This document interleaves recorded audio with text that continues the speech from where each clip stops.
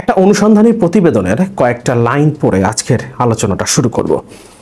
অবস্থা দৃষ্টে মনে হয় হত্যা মামলায় দণ্ডপ্রাপ্ত পলাতক আসামি নয়, নিজেকে তিনি হিরো মনে করেন। আবিদের বিষয়ে জানতে ফেনীর সংশ্লিষ্ট আইন প্রয়োগকারী সংস্থার একজন দায়িত্বশীল কর্মকর্তার সঙ্গে যোগাযোগ করা হয়। তিনি নাম প্রকাশ না করার শর্তে বেশ আক্ষেপের সঙ্গে বলেন, নিজাম হাজারী যেন ফেনীর সরকার, নিজ গাড়িতে চিহ্নিত সন্ত্রাসী নিয়ে বিচরণ, জেলে ঢুকে অপরাধীদের নিয়ে সভা করা, অবৈধ অস্ত্র বহন সহ এহেন কোনো অপকর্ম নাই যা তিনি করেন না। স্থানীয় আওয়ামী লীগ নেতা হতে শুরু করে সবাই তার কাছে এক প্রকারের জিম্মি। নিজাম হাজারীর সাজাপ্রাপ্ত মামাতো ভাইকে খুঁজতে সাহস করবে কে? ওই কর্মকর্তা আরও বলেন, নিজাম সাহেব যখনই দুবাই ভ্রমণ করেন তখনই আবিদের আতিথেয়তা গ্রহণ করেন, আর এই সবই তারা জানেন। সরকারের উচ্চ পর্যায়েও এ বিষয়ে অবগত, আর এ সবই তারা জানেন, অর্থাৎ পুলিশ প্রশাসন জানে এবং সরকারের উচ্চ পর্যায়েও এ বিষয়ে অবগত।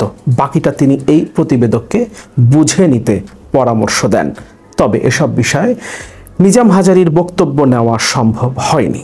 এটা একটা অনুসন্ধানী প্রতিবেদনের কয়েকটা লাইন। শেখ হাসিনা নাকি দেশকে দুর্নীতি মুক্ত করবেন, তার সরকার দুর্নীতির বিরুদ্ধে জিহাদ ঘোষণা করেছে। অথচ দুর্নীতি দমন কমিশন শতপ্রণোদিত হয়ে যে কয়েকটা দুর্নীতির তদন্ত শুরু করেছে, বিশেষ করে রাজস্ব বোর্ডের কর্মকর্তাদের, এগুলো খুব সামান্য পরিমাণ দুর্নীতি। আসল দুর্নীতি যেগুলো গণমাধ্যমের কল্যাণে আমাদের সামনে আসলো, বেনজির, আসাদুজ্জামান মিয়া, ডিআইজি শিমুল কিংবা ডিআইজি জামিল হাসান, এরপর ছাগলকাণ্ডে একজন ফেসে গেছেন মতিউর, এছাড়াও গণমাধ্যমে আরো বেশ কয়েকজনের দুর্নীতির তথ্য উঠে এসেছে। সেগুলোর তুলনায় যেগুলোর তদন্ত এখন দুদক নিজের থেকে করছে, শতপ্রণোদিত হয়ে করছে, সেগুলো খুবই সামান্য।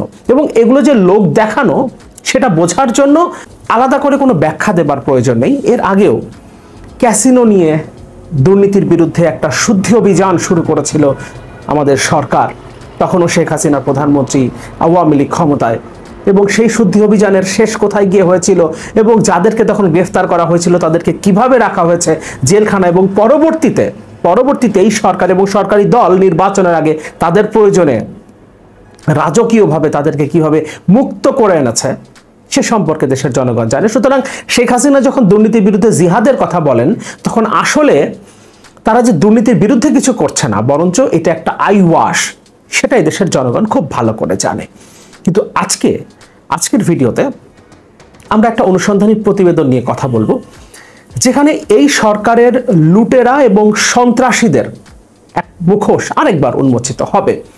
এবং এই সরকারই যে শেখ হাসিনার সরকার যে লুটেরাদের, সন্ত্রাসীদের প্রশ্রয় দেয়, আশ্রয় দেয়, এবং তাদের প্রশ্রয়ে যে এই লুটেরা সন্ত্রাসীরা এই দেশটাকে ধ্বংস করেছে, এখানে একটা মাফিয়া স্টেটে পরিণত করেছে বাংলাদেশকে, সে বিষয়টা আরেকবার আমাদের সামনে পরিষ্কার হবে। তার মানে আমাদের একটা বিষয় মনে রাখতে হবে, সরকারের পক্ষ থেকে সরকারের প্রধানমন্ত্রী শেখ হাসিনা যে ঘোষণা দিচ্ছেন, দুর্নীতির বিরুদ্ধে যে জিহাদের কথা বলছেন, এগুলো আসলে কোনো কিছুই না। কারণ আমরা যদি একটু ভালো করে খেয়াল করি, দেখব দুর্নীতির বিরুদ্ধে দুর্নীতি দমন কমিশন এখন যে কয়েকটা তদন্ত শুরু করেছে, প্রত্যেকটাই 5 কোটি টাকা, 10 কোটি টাকা, 15 কোটি টাকা, 2টো ফ্ল্যাট, 5টা ফ্ল্যাট, এগুলোকে দুর্নীতি হিসেবে তারা দেখাচ্ছে। এখন আড়াল করা হচ্ছে কোনগুলোকে?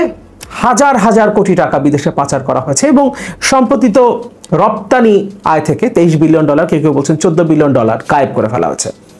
হিসাব থেকে ইপিবি বাদ দিয়ে দিয়েছেন, কিন্তু এর কোনো ব্যাখ্যা কিন্তু তারা দেয় নাই, কেন বাদ দিল? এই $14 বিলিয়ন কি বিদেশে পাচার হয়েছে? এই $23 বিলিয়ন কি বিদেশে পাচার হয়েছে, নাকি এতদিন সরকার এগুলো বাড়িয়ে দেখিয়েছে?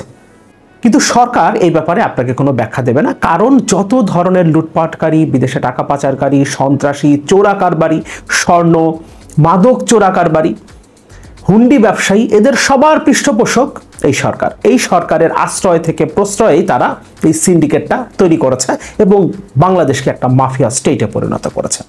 জুলকারনাইন সায়ের বাংলা আউটলুকে একটা অনুসন্ধানী প্রতিবেদন প্রকাশ করেছেন, এটা নিয়ে আজকে কথা বলবো। এবং এই রিপোর্টটা, এই অনুসন্ধানী প্রতিবেদনটা আমাদের সামনে এটা প্রমাণ করবে যে কিভাবে এই আওয়ামী সিন্ডিকেট এই দেশটাকে একটা সন্ত্রাসী রাজ্যে পরিণত করেছে, সন্ত্রাসীদের একটা রাজ্য, সন্ত্রাসীদের একটা অভয়ারণ্য পরিণত করেছে, এবং কিভাবে সরকারের আশ্রয় প্রশ্রয়ে যারা দেশের চিহ্নিত আসামি, চিহ্নিত সন্ত্রাসী, তারা বিদেশে গিয়ে এই দেশের সন্ত্রাসবাদ নিয়ন্ত্রণ করে। এই দেশের মাদক চোরাচালান, এই দেশের স্বর্ণ চোরাচালান তারা নিয়ন্ত্রণ করে, হুন্ডি ব্যবসা নিয়ন্ত্রণ করে। আর এই সন্ত্রাসীদের আত্মীয় পৃষ্ঠপোষকদেরকেই শেখ হাসিনা সংসদে নিয়ে যান, এমপি বানান, তাদের মধ্য থেকেই মন্ত্রিসভা গঠিত হয় এবং এই মন্ত্রিসভা একটা অপরাধীদের, সন্ত্রাসীদের সিন্ডিকেটে পরিণত হয়। এই কারণে যখন বেনজির, আজিজ, আসাদুজ্জামান মিয়াদের দুর্নীতির তথ্য আমাদের সামনে আসে, তখন আমরা দেখি মন্ত্রণালয়ের পক্ষ থেকে স্বয়ং মন্ত্রী পর্যন্ত বেনজিরের পক্ষে কথা বলছেন, আসাদুজ্জামান মিয়ার পক্ষে কথা বলছেন।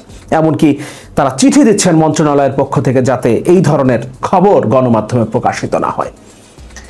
আমরা একটু দেখি, ফেনীর একরামের খুনি আবিদ দুবাইয়ে সামলাচ্ছেন মতিউরের সাম্রাজ্য।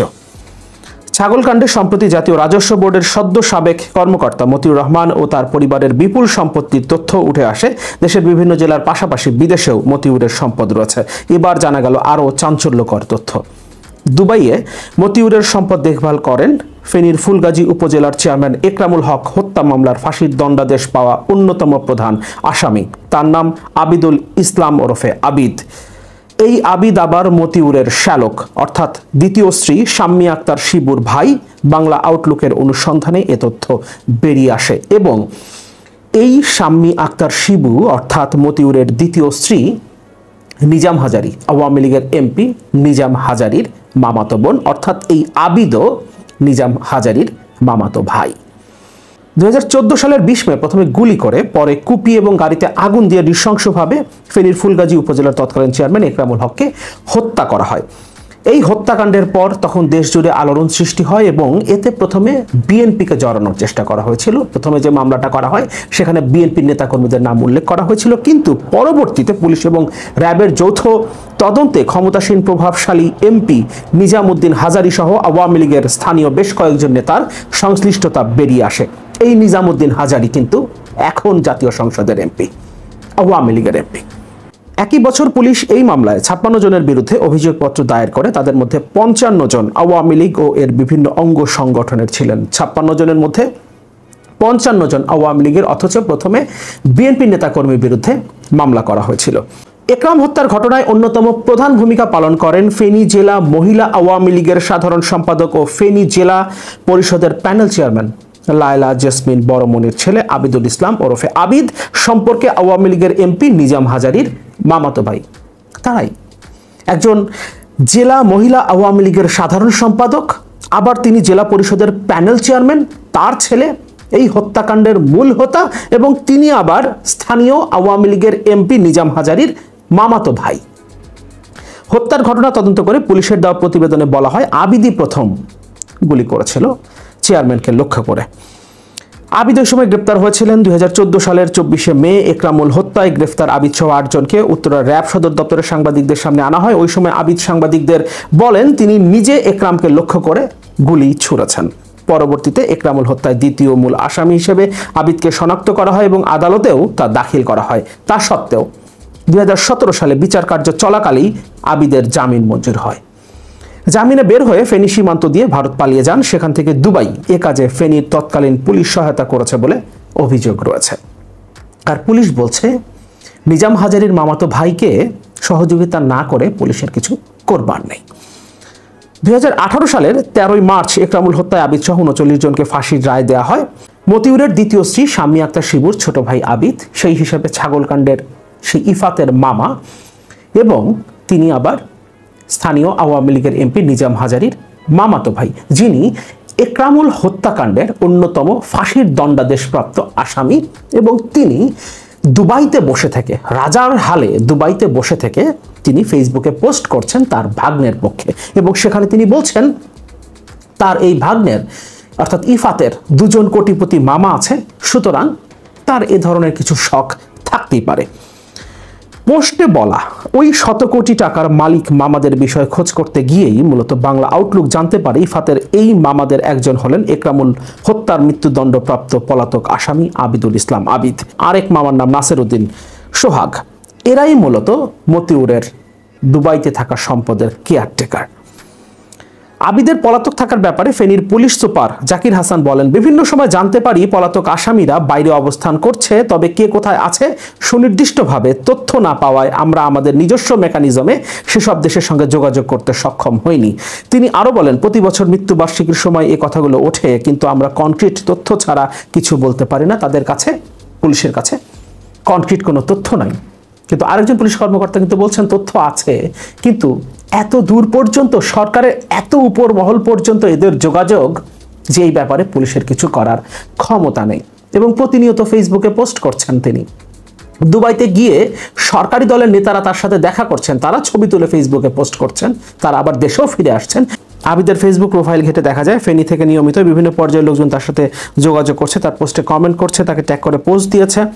আওয়ামী লীগ ও সহযোগী সংগঠনের অনেকেই দুবাই গেলে তার সাথে সাক্ষাৎ হচ্ছে, আবার কাউকে কাউকে তিনি বিমানবন্দর থেকে গাড়িতে করে রিসিভ করছেন।